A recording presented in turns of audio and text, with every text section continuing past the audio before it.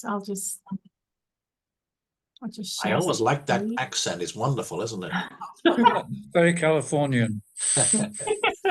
Right. Well, welcome everybody to this latest Lunch and Learn session from Norfolk Green Care Network. I think I probably know you all, but if I haven't met you before, I'm Nigel Boldrow, currently the convener, and very pleased to welcome today Ruth and Lucy from Mind, who are going to give us the benefit of their experience and ideas about forest bathing and your Nature Connect project, I think, Ruth. So over to you.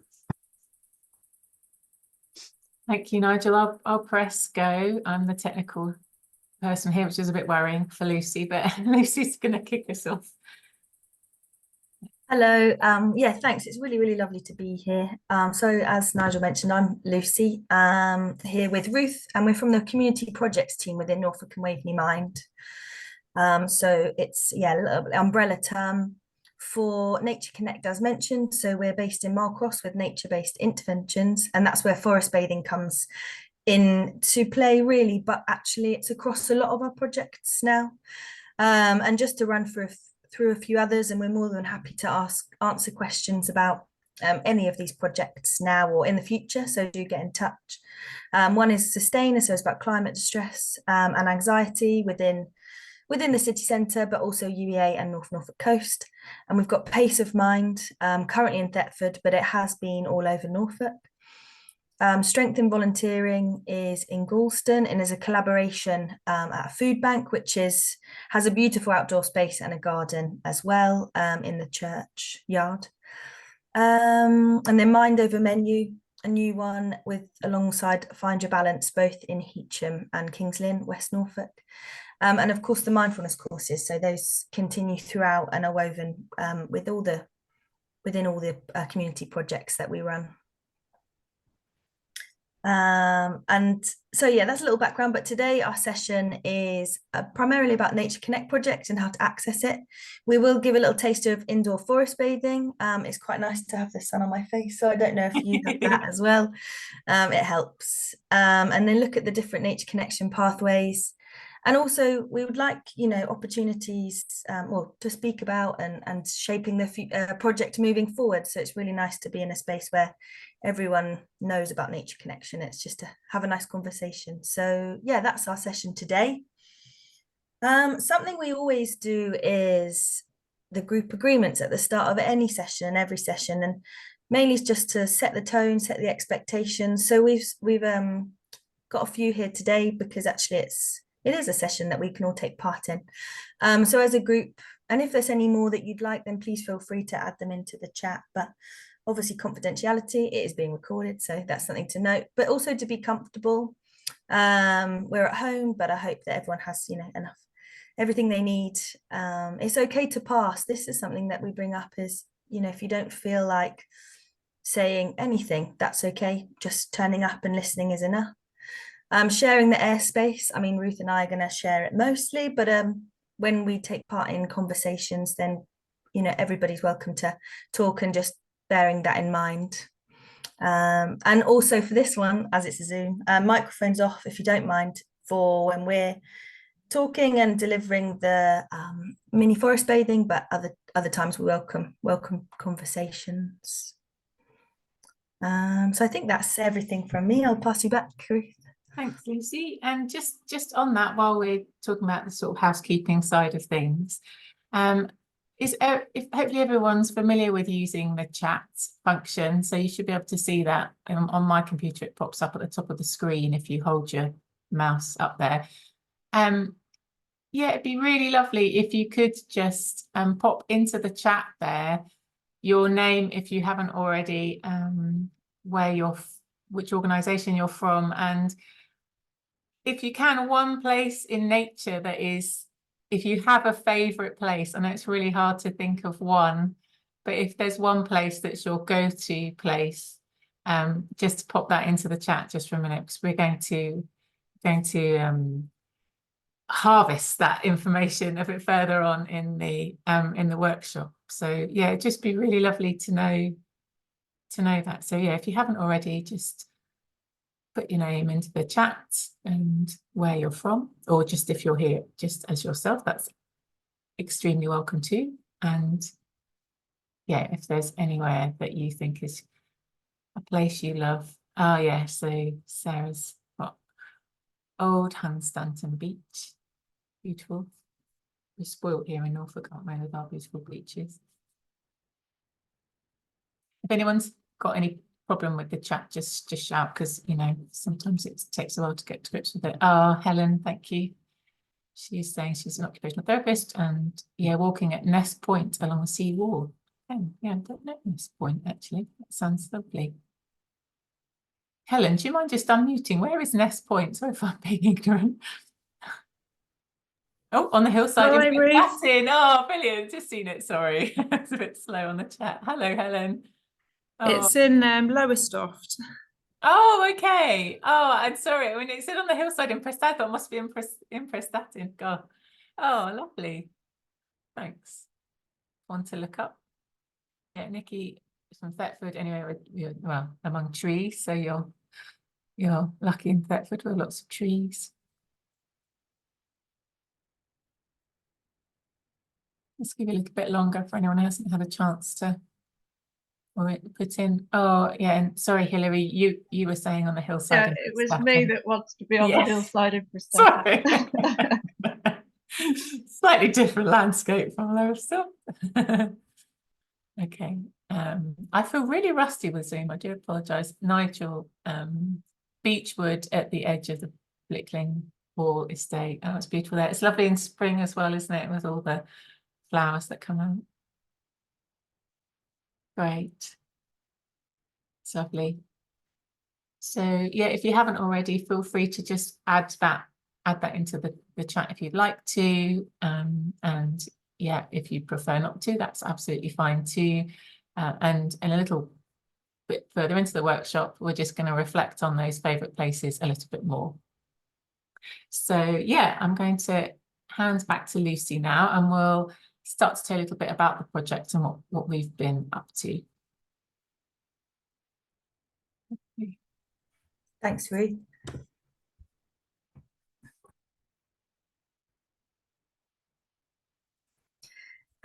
Great. So I won't read the slides. They'll be sent around as well. But Nature Connect is really in the sort of the first couple of years as a project in itself with Mind. I know Norfolk Waveney Mind have been building on these values and this way of thinking for a long time, and same with the Green Care Network. You know, we know it exists, it's all around us. So with the Nature Connect project, we started out in 3 locations, and currently we're based in Mile Cross, and actually there's so many beautiful big gardens, there's lots of green spaces. So the aim is to support adults to connect, and I think that we've tried that through our services at Mind, but through the different community centres, and ideally self-referral. You know, people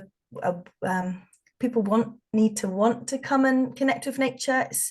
You can't be told that it will be good for you. You know, it's really good just to try it and see how you feel. So we are really inspired and based on the University of Derby's nature connectedness research that I'm sure most of you are familiar with, if not the Dr. Miles, can't remember his surname, but yeah, wonderful guy that, you know, it's the moments, not the minutes. And I think that's what forest bathing is. It doesn't have to be, you know, ideally, you know, hours in the forest is wonderful, but actually, you know, just taking time to do it on our walks to and from work or home or wherever we are. So yeah, including elements of the ecotherapy, mindfulness and active hope. It's all interwoven within the Nature Connect project.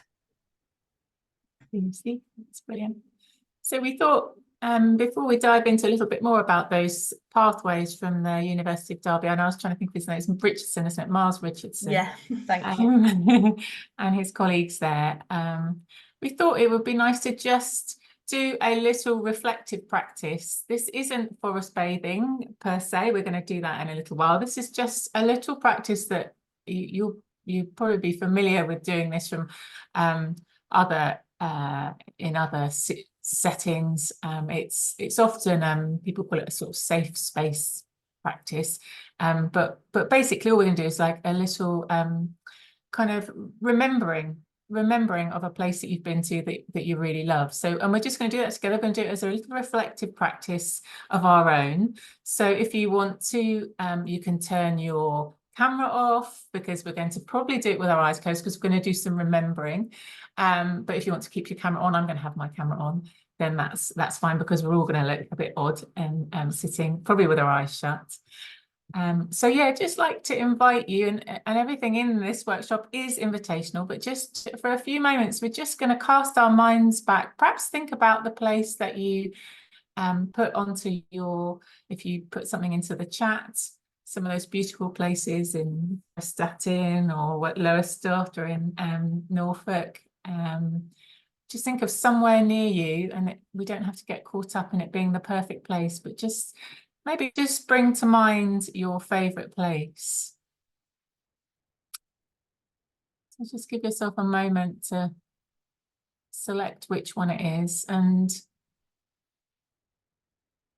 as you bring it to mind, just have a sense of what you can see in that place. So when you think of it, you might remember a time when you were there.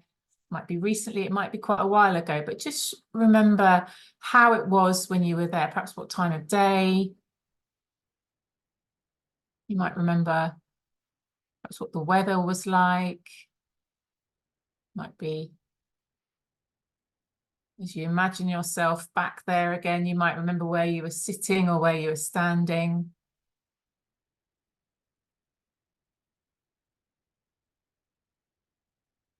And just thinking about the weather, you know, if it was sunny, you might even have a slight sense of the sun on your face, or if it was a bit breezy and cool, you might remember that you felt a bit chilly.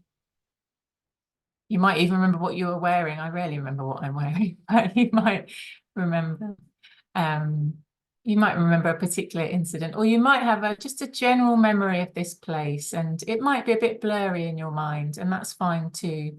So just getting a sense of this place that you really like to visit, and it might be a landscape that is wooded. It might be an open space in nature. It might be somewhere by water, by the sea.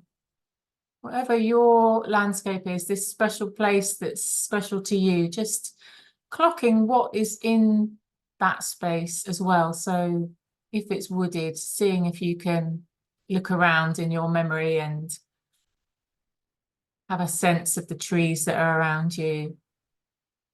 Or if it's at the beach, noticing the distance that you are from the sea, or perhaps you're in the sea, I don't know. So just noticing the plant life, noticing any animal life that's around you.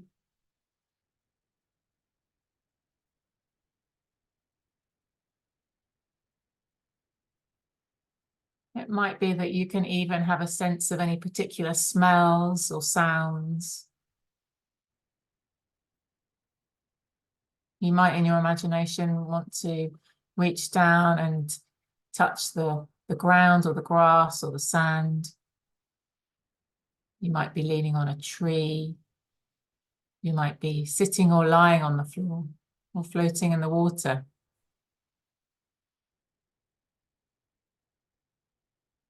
So just seeing with your senses if there's anything you remember about this place. So you're not just seeing, but even our sense of hearing or perhaps touch.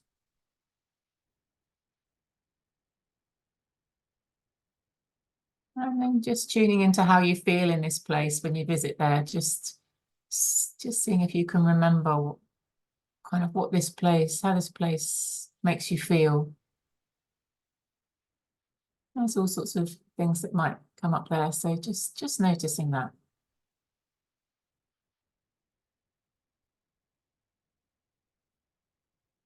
And then bringing yourself back to you in various parts of Norfolk, probably where we are. Just bring yourself back to the room, feeling your feet on the floor. When you feel ready, opening your eyes. Yeah, bringing yourself back to the group, back to the call. And maybe just for a moment, just yeah, you might want to just unmute for a moment and just welcome some feedback from you on this next little part of our journey, because we've just done that little remembrance of being somewhere special. And we went through these different pathways just now of sensing into this place that we feel close to. So I don't know whether anyone would like to say anything about their visit to where they went, whether there was anything particular that they noticed when they went back and remembered how it felt to be there, whether they noticed anything with their senses, which is one of the aspects of these pathways that help us to connect with. So they noticed whether they could almost smell where they were, or smell is very evocative. Whether there was anything about the beauty of the place where they were that they remembered, or particular emotion. So these are these 5 pathways. I hope you can see them. I've had to sort of minimize my little video, my thumbnail of all of your faces to see this properly. So you might need to do that. So there's 5: senses, beauty, emotion, which is emotions we feel, meaning, a sense of connection and what the place means to us, and compassion, which is sort of our then. I think Annie had her hand up, Ruth. Sorry, say again? I think Annie had her hand up. Did she? Oh, I'm so sorry. I can't see that. Sorry, Lucy, tell me if someone's got their hand up. Sorry. Yeah.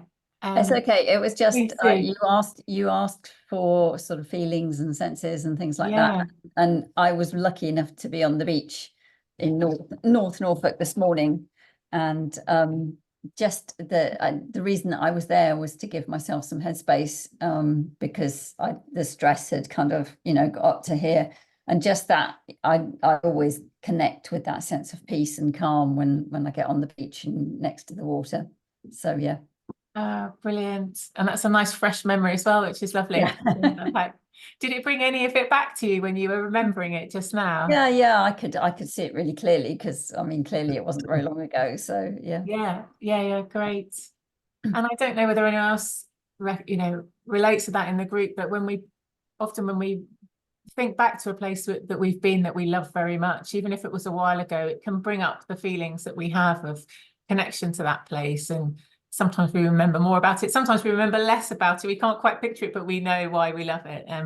So yeah, it's an interesting exercise in just tuning into those different pathways. And so yeah, as I was saying, there are these to this the work that they've been doing at Derby, they've highlighted these as particular pathways to helping us to connect. And so we've woven these through the work that we do, because we found they are really good ways of helping people to wake up to the nature that's around them and within them. And especially, as Lucy was saying, we really try to get people who wanting to engage with nature, and sometimes people are a bit skeptical, so we try lots of different ways, as I'm sure you are all as well in your work. So yeah, so those are the pathways that we use. And the other model is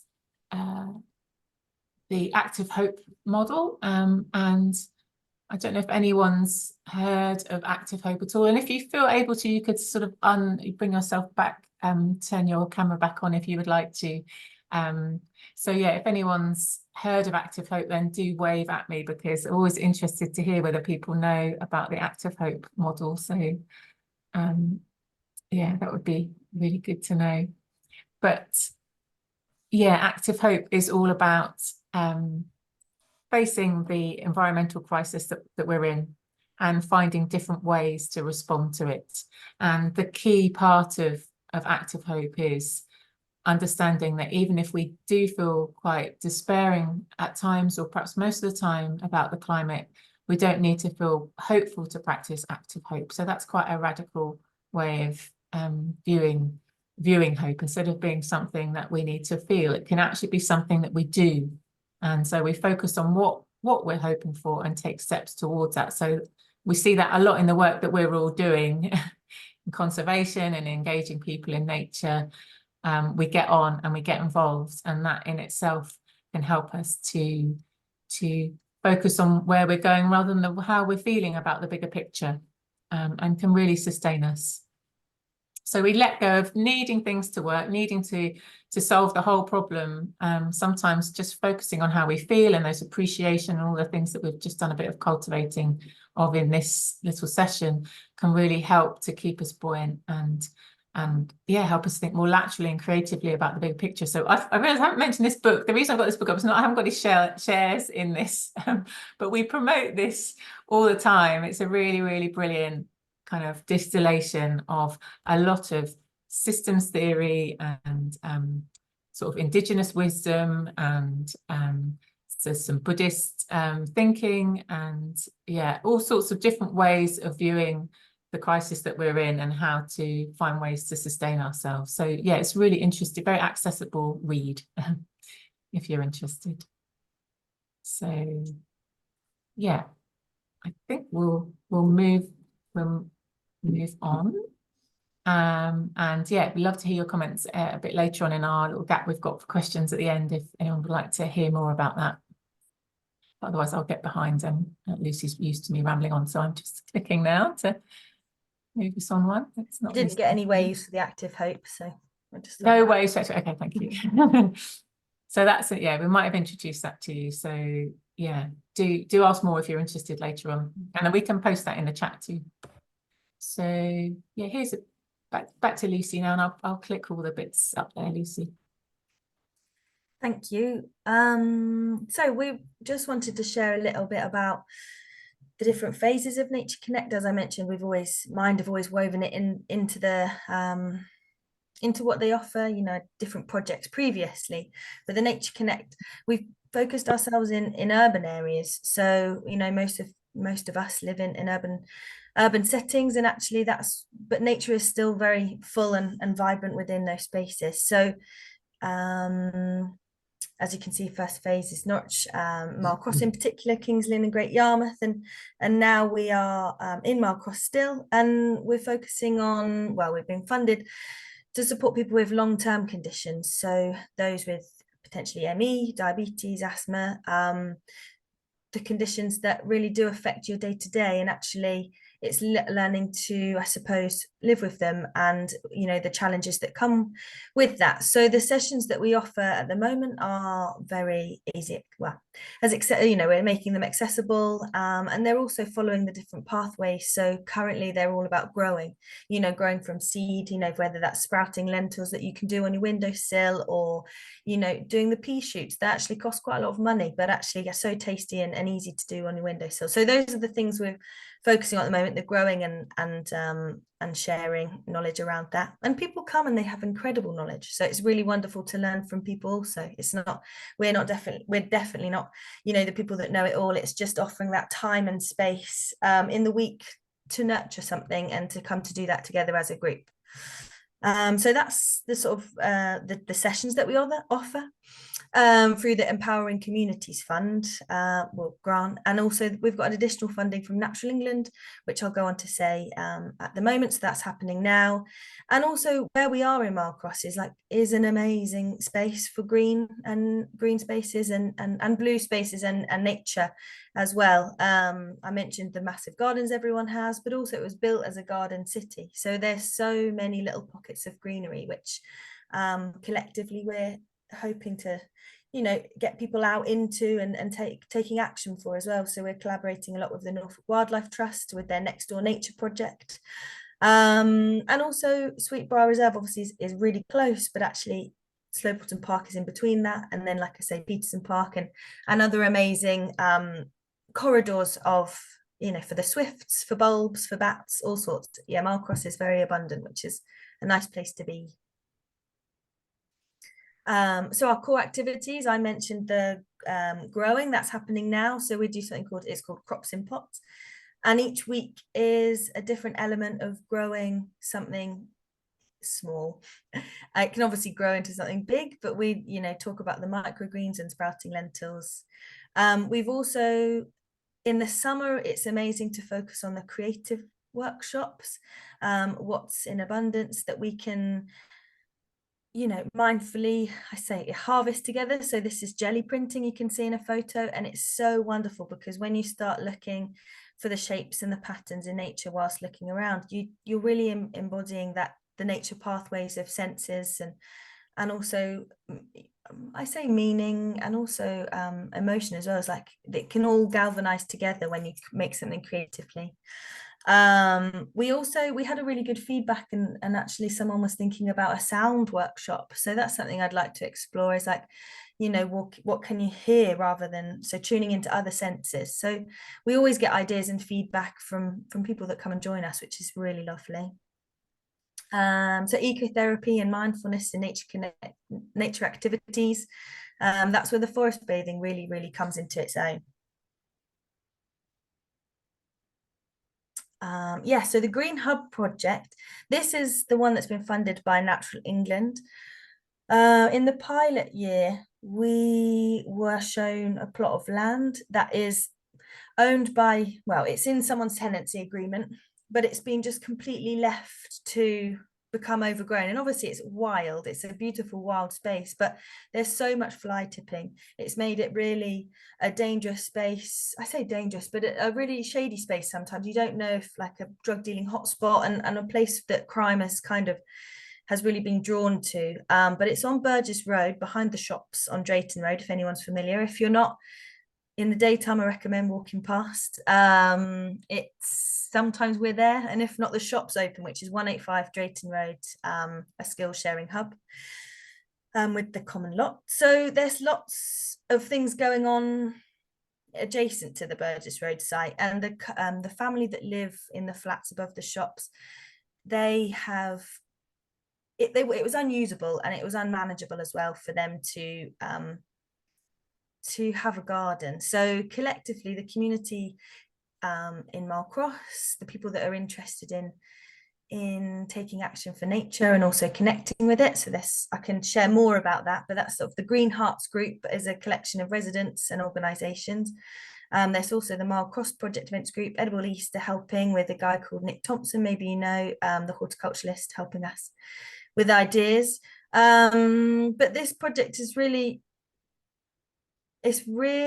I don't know, it seems like a lot, but it's like it's potentially the start of a community garden. So it's a really, yeah, exciting journey that everybody's going on. So yeah, feel free to sign up to coming along for whenever you can. Yeah, that's that one really. And then thinking about what's coming up is life gardening in spring at the Malcross Library. So it's a workshop. This is based in the ecotherapy principles and practices really, and we're looking at reflecting and celebrating our own lives. And you know, at this time in spring, it is a really nice way to look at your life and what seeds would you like to sow now, and you know, sowing and growing basically. So it's, yeah, exploring the things together really with Shona, who's wonderful, from Buzzard and Worms. So she's going to lead the session, and that's happening, yeah, around the spring equinox. So that seems, yeah, it's going to come around really soon, I'm sure. But yeah, please let us know if you want. I can share the flyer with you when we have it in a few days, hopefully. I think I've said everything, Ruth. Oh no, here we go. I knew so the social, yeah. So another, in addition to, so there's been a lot of little projects that we've picked up through our work as the broader Nature Connect project. And one is the social prescribing. And obviously the RSBB nature prescriptions have come out of this. And we work really closely with the social prescribers because they want to learn what we're doing so they can share it with the people that they prescribe to. So that's a big part of what we've done is connecting with those. And also, when you put on projects and sessions and activities, it's the time we choose the dates and times, and I'm sure everyone maybe has an experience of that. It's like it's not going to work for everyone. And mind is very big, and sometimes it can come in and just say, this is what we're doing. Whereas actually what we found is that local residents would always be interested in running their own at a time that suits them. So also we don't have to be around for that. They can take their friends, family, you know, it's just setting a date and a time for themselves to go on walking groups and forest bathes. You know, it doesn't have to be a led thing. It can be people can take it on themselves and do it for themselves. So we've held sessions to train local residents to gain confidence, really, to run them for themselves. So that's been really a lovely thing to do. And then hopefully there'll just be more opportunities for people to join different walks and forest bathings. And that's, learning and practicing together, which is another really wonderful way to create those, create confidence, I think, mainly. And then different trails and walk leader training guide. Yeah, they're just things that we've created to support people in that journey. And HUMAP is going to be live soon. It's all part of the Mile Cross project and event. The Mile Cross, 100 Years of Mile Cross, that's what it is. The Common Lot project. So that's what the HUMAP trail is going to be on. That's going to be live soon. Yeah, I think that's Lucy. everything. Yeah, I'll pass it back. You. Sorry. I'll give a trigger finger. Thank you. So yeah, to get on to the forest bathing part of the session. So I'm guessing probably most of you might know what forest bathing is. Is there anyone who doesn't know what forest bathing is, but would like to hazard a guess? Would anyone like to pipe up? I've said I can't see you, but I can. Oh, I think I can change my. No hands up yet, Ruth. I was just no hands up. Yes. Would anyone like to be brave? Oh, Nigel's going to be brave. I'll be brave and ignorant. I mean, it's a phrase that I've come across a lot, and I suppose it suggests to me actually being in a wood or a forest and really going through what you were talking about earlier and thinking about those different ways of connecting with what's around you. But other than that, I'm ignorant. So tell me more.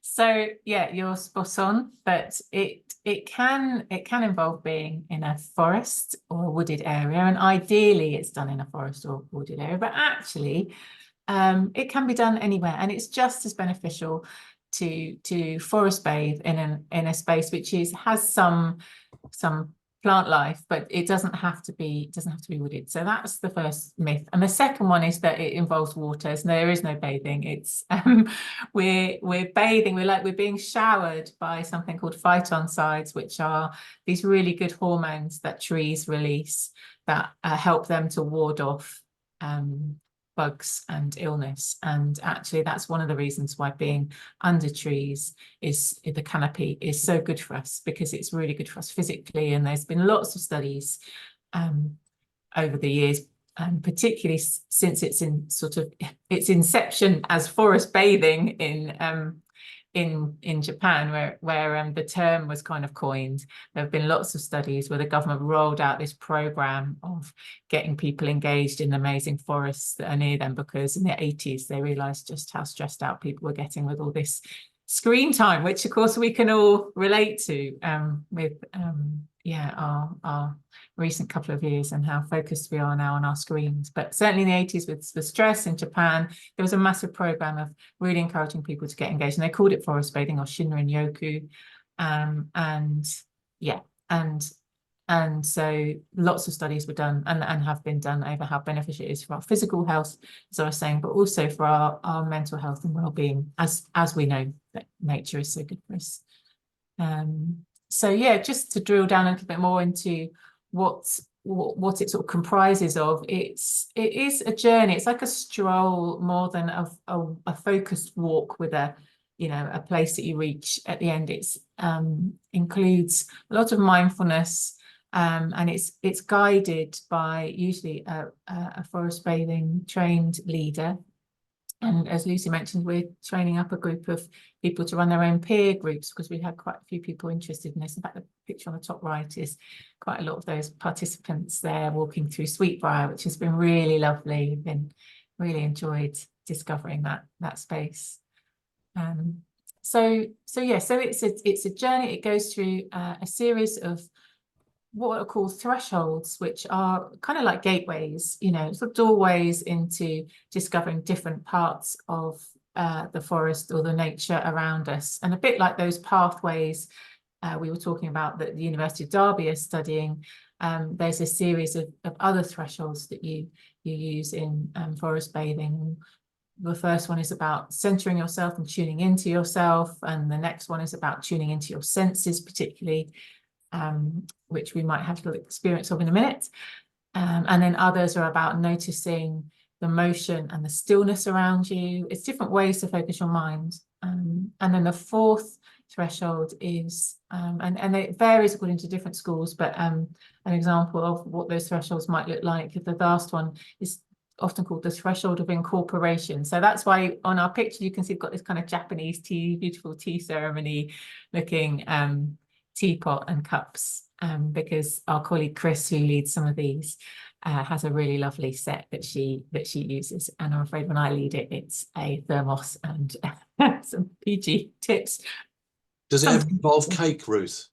There's often cake. I mean, not often as much as probably we should, but yes, cake is very much involved. And in fact, the threshold of incorporation means literally to like incorporate, to take in, because all the time we're trying to take in the forest. So one of the things at that last stage it's really nice to do is if there are, the wild water mint, or if it's nettle time, then we might forage a little bit. Depending on how confident we're feeling. I'm the least confident of all the forest leaders around that stuff, but we often have people who are very au fait with that, which is really nice. So we have the tea that is, from our surroundings, which is really lovely, and often biscuits or cake. And what we're doing is we're finding a way to calm our butterfly mind, as we call it in mindfulness. Our minds are programmed to think, that's what they do. We don't want to stop that, but sometimes our thoughts can focus in a way that's really unhelpful for us, and we can't unpeel from those thoughts. We get lost in them. So we're just finding a way to kind of calm that down, take a step back from that process, and also in our bodies. Often we have a lot of restlessness, agitation, and our emotions can, as we know through our work with people with long-term conditions, but for all of us, these emotions show up in our bodies. So it's just a way of kind of calming our mind and body a little. And so we're opening up these senses, and there's often a period towards the end of this journey where we spend time, before we have our tea, we spend time just sitting and observing the forest. And that's when it's really lovely, really noticing nature kind of reveal itself, as you probably know yourselves when you're in those places, like we talked about our beautiful spots. When we're quiet, then often nature feels, the wildlife around us feels a bit braver, feels comfortable to show itself, which is really lovely. Ruth, there's just a question. What was the name of the things that trees emanate, which are good for us? Yeah. I can't remember the name, but I wondered if you did. Yeah, it's phytoncides. And as soon as I finished doing the clicking job, I will put that into the chat. Yeah, good question. I might spell it wrong, but I'll do my best. But yes, that's what they're called. So yeah, it's just so that we have a little bit of time to experience this. We're going to do this really slightly unusual thing of having a little experience of forest bathing in our own homes. And we thought we'd do this through a few routes. We've got this beautiful picture that Lucy took on the Wensum Valley Reserve, wasn't it, Lucy? I think. And I've sent a link to YouTube sound, which is really nice. Even to work to, I find it's quite nice. It's just a lovely thing to have on. And yeah, it goes quite nicely with the picture. Yeah. So this is the point where we will ask you just to mute your I think you're all muted actually, but if you're not muted, or you don't know what I mean, to turn your microphone off.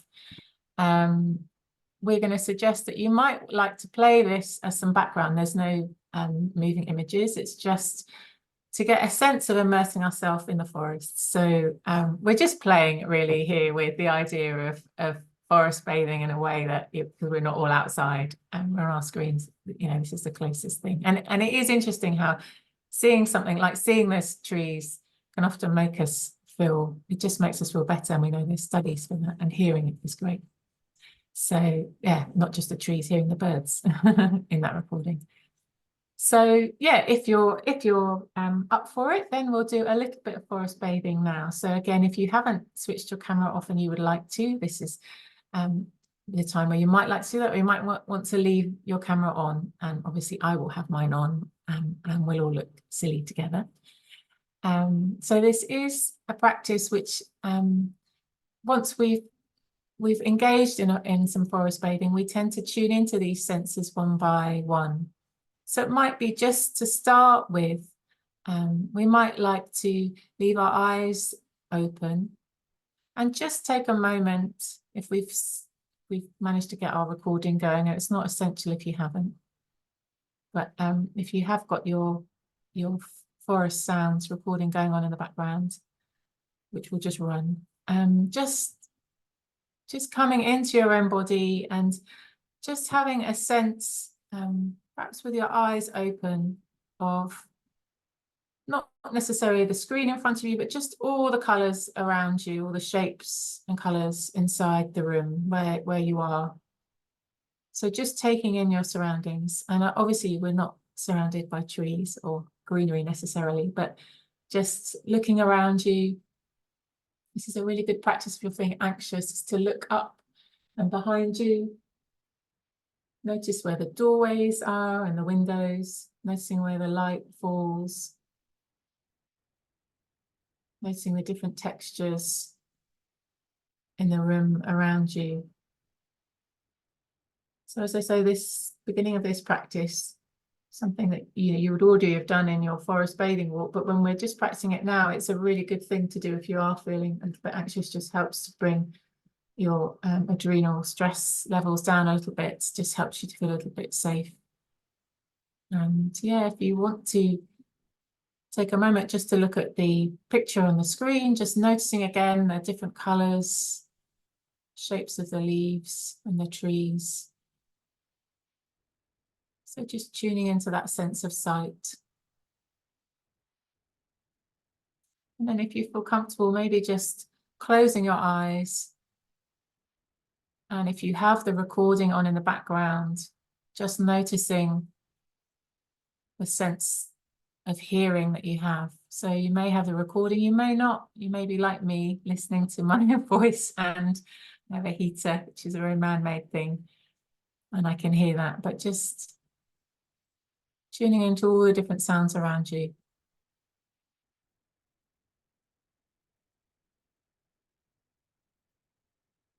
So it might be there are man-made sounds. It might be you can hear these forest sounds. Might be there's human sounds, maybe sounds from within you as well as outside of you. So just tuning into those. So in this way, we're just paying attention and noticing if our mind's busy or we might be struggling to do that, or we might have questions. Just noticing that too, and bringing our attention back to this sense of hearing.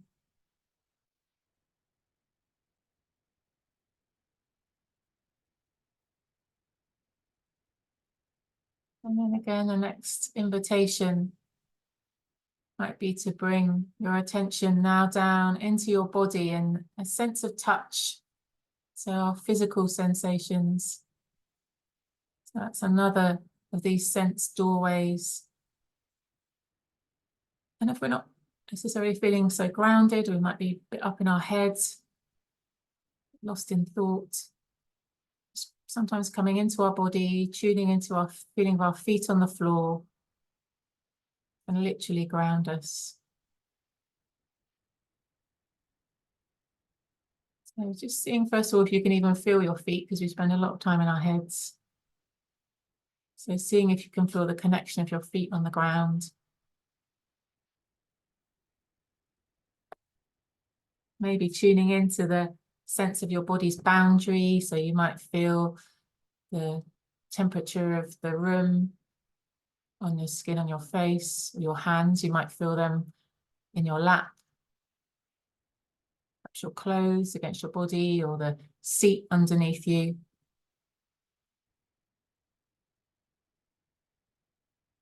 It might be here that we notice maybe we're holding our breath a bit, or maybe our posture is, shoulder up by our ears, and just allowing, if the breath wants to be a little bit deeper, just allowing that to happen, but not forcing anything. It's just, sometimes a couple of deep breaths just want to happen. letting our shoulders drop if we realise we're hunched.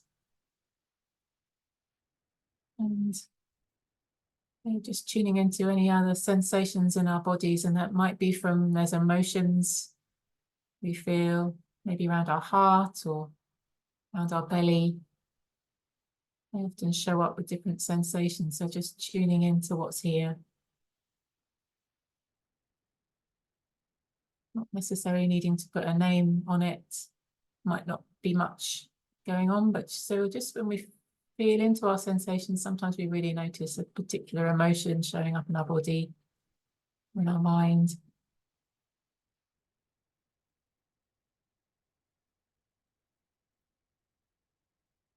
And then our last sense that we'll focus on in this little mini practice, if we were in a wood, we would have probably gone over and touched the trees and touched the earth. If we were by water, we might have gone to the water and done that stage. And this last stage now is our sense of smell. So we might not smell very much at home, not much that we can detect. But maybe just noticing that, noticing the absence of much to smell.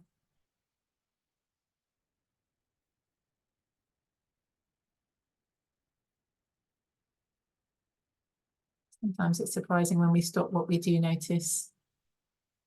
And again, if we were in a natural environment, we might sit and do this practice, or we might walk around and notice what we smell. It just offers us another way into connecting with what we see, and often another set of surprises.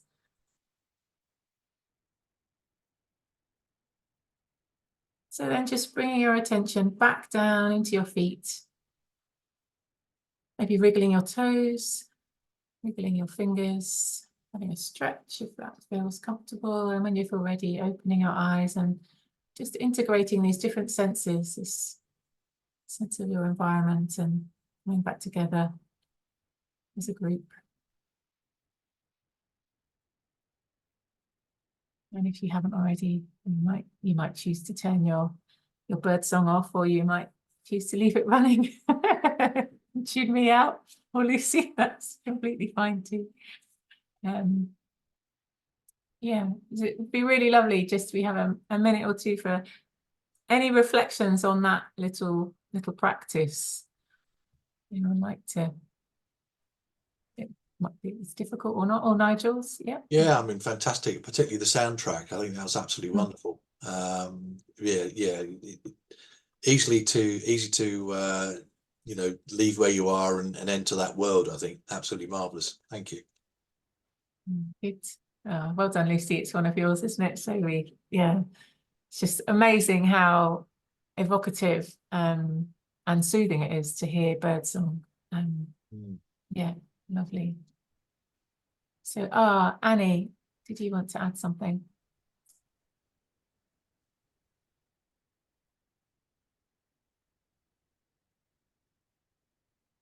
Sorry, trying to get everything unmuted and video back on. It's yeah, no, I was just going to say it's very much a kind of mindfulness meditation, just in the outdoors, isn't it? It's that sort of sense of, would you say that there was anything qualitatively different from that? Yeah, so there are a lot of aspects of mindfulness in the some parts of the practice. So what you did there was one of those thresholds, which is where you tune in. You start out by tuning into all the different senses, and in some walks we might continue that on. So we might carry on tuning into our senses and noticing what's around us. But the part that's brings this sense of meaning, and if Darby would sort of definitely bring that out as a really important part of why we engage in nature, is that there's this sense that when we walk through the forest, the nature around us and within us, there are messages, there's wisdom that we can tap into while we do this walk. And so for a lot of people it can stay at the senses level. So yeah, I'm tuning in, I'm noticing feeling more relaxed, and it has those kind of well-being benefits. we also encourage people to think about if there's anything in particular that they have any questions about, things they would like some advice on.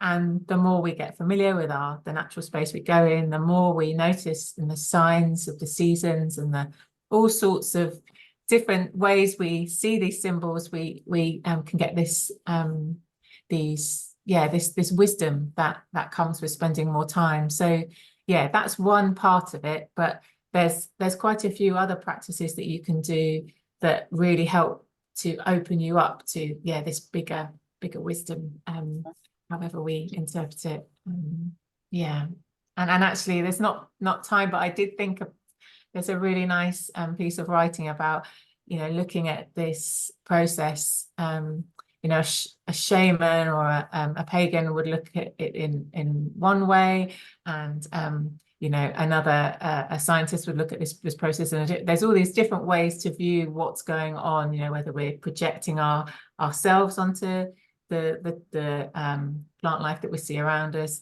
whether we're tuning into these wisdoms, whether we're having an experience of interbeing, of being part of everything. There's all these different approaches that get woven in. So kind of subjective experiencing. Yes, exactly. Yeah, thank you, Annie. Yeah. With tea and cake at the end as well. I mean, you can't go wrong, can you, Nigel? What can you?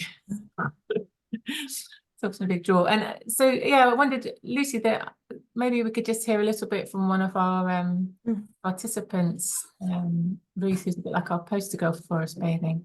Yeah, Ruth, not Ruth here, Ruth, I can't remember her last name, doesn't matter anyway.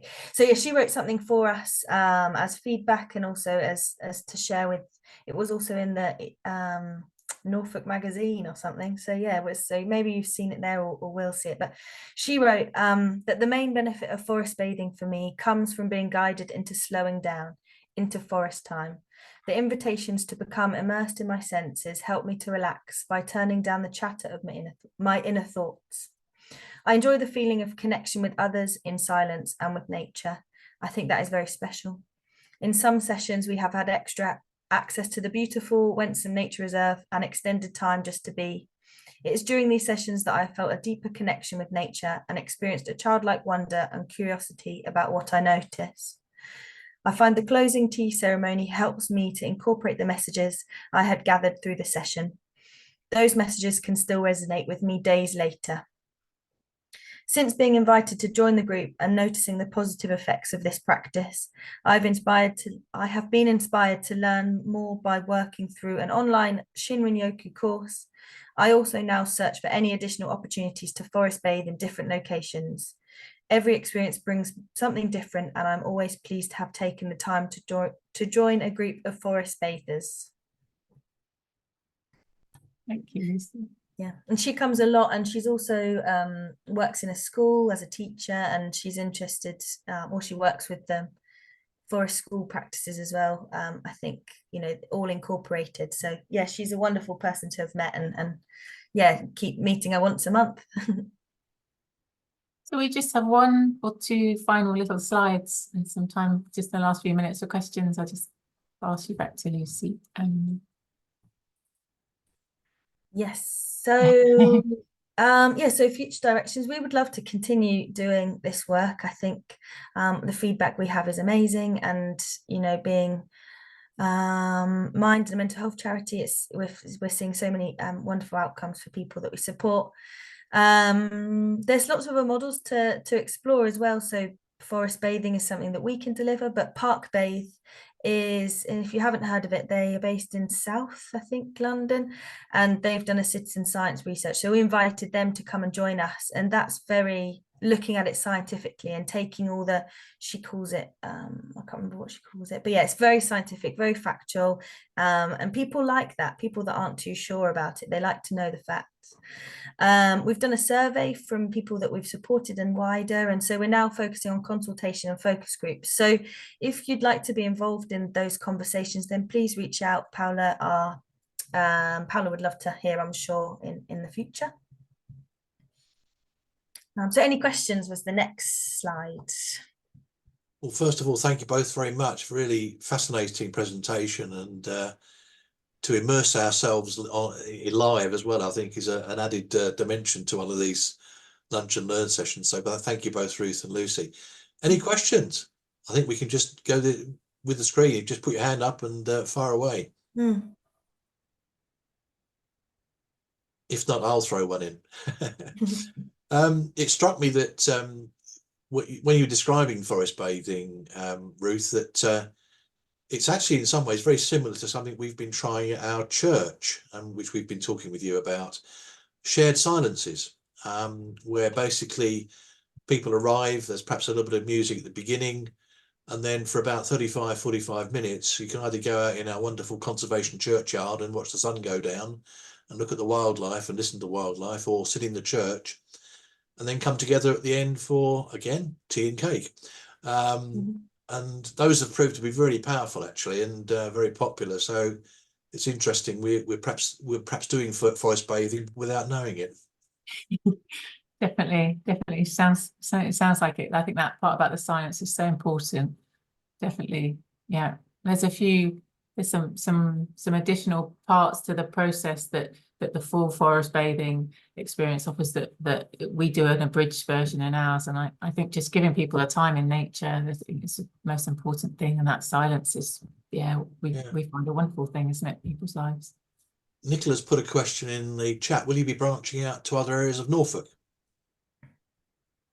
Well, Nicola, we did, didn't we? So I was going to say Lucy might want to answer this one, because we have in the first year of our project, we worked in King's Lynn and Great Yarmouth, and Lucy, you were more focused in Norwich, weren't you? So I think as well, we get this a lot because obviously focusing so locally and in Marcross is actually, it says people can get to it, but actually like going out to other spaces. So I'd imagine we would. I think something that's happening in Norwich at the moment is the parks and regeneration. Most of you probably know about that. It's like, how can we use our parks, and there are lots of parks, and actually when we know it's more about listening and tuning into our senses and being in a familiar and a safe environment with others, parks are very great for that. So even though it's forest bathing, we can park bathe. So it's exploring lots of that. So I hope so. I think we will, I'm sure. And there's all sorts of conversations we're having with other partners to deliver it outside of Norwich. So we have shrunk back a little bit into Norwich to kind of do more in a sense, sort of refine what we're doing. But we'll be doing it in the West, won't we, with the mind over menu and finding your balance. So we find that forest bathing is can be woven into all projects, and so it will be in the West, in Heacham and King's Lynn soon, from April, I think April, May. And actually, as you say, I forgot totally about that another of our projects has taken it all around the county, but we would like to carry on doing a lot more reach out into other areas that we're not at the moment. I also had something you mentioned, the RSPB Nature Prescriptions project, and I don't know if everyone's aware of that, but basically that is in the process of going live now. I think there's a sort of a calendar of nature connection activities that's being published and will be available to social prescribing link workers in GP surgeries and I think elsewhere, to talk through with people who might benefit from basically looking at that and using it as a guide to what you might do at any particular time of the year. I just wanted to mention, because this is something I think is quite exciting, the First Nature campaign that is up and running, which is all about expanding nature connection opportunities for children and young people. We're actually exploring with the RSPB doing something similar for young people, focused on their needs.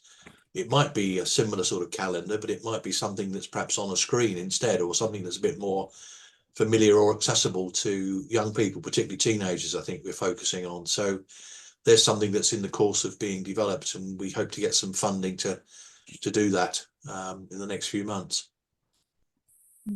Brilliant. Anything else, anyone? If not, I see we're up to time. Oh, you've got something else to show us, Ruth? No, that was just to put our email. Okay, fine. In case of any other questions, then do drop us a line. Yeah, Well, again, on behalf of everyone, thank you very much indeed, both of you. That's been a very stimulating session. There's just one question in the chat, Nigel, that I'd love to Great answer. one. Yes, carry on. It was just, how do you handle being in a public space with other people and dogs, for example, who might be intruding the silence? And to be honest, we get left alone, which is really nice. But there are times where actually we can hear the man-made and both the man-made and the natural sounds. So dogs sort of incorporate, like, straddle both of that. So it's, yeah, I suppose it's just another layer to tune into ourselves and the people that we're with. Some people can come and feel really self-conscious, but I think that's just something you work through, or you know that you're all feeling it. So it's so yeah, it's another layer, I guess. Yeah, great. Thanks, Lucy. Well, thank you all for your attendance. As I say, I will be in touch with a follow-up email with the PDF of the slides that have been used and a link to the recording, which will be on our YouTube channel in due course. So with that, I'll stop recording, and thank you very much for your attendance. Thanks so much.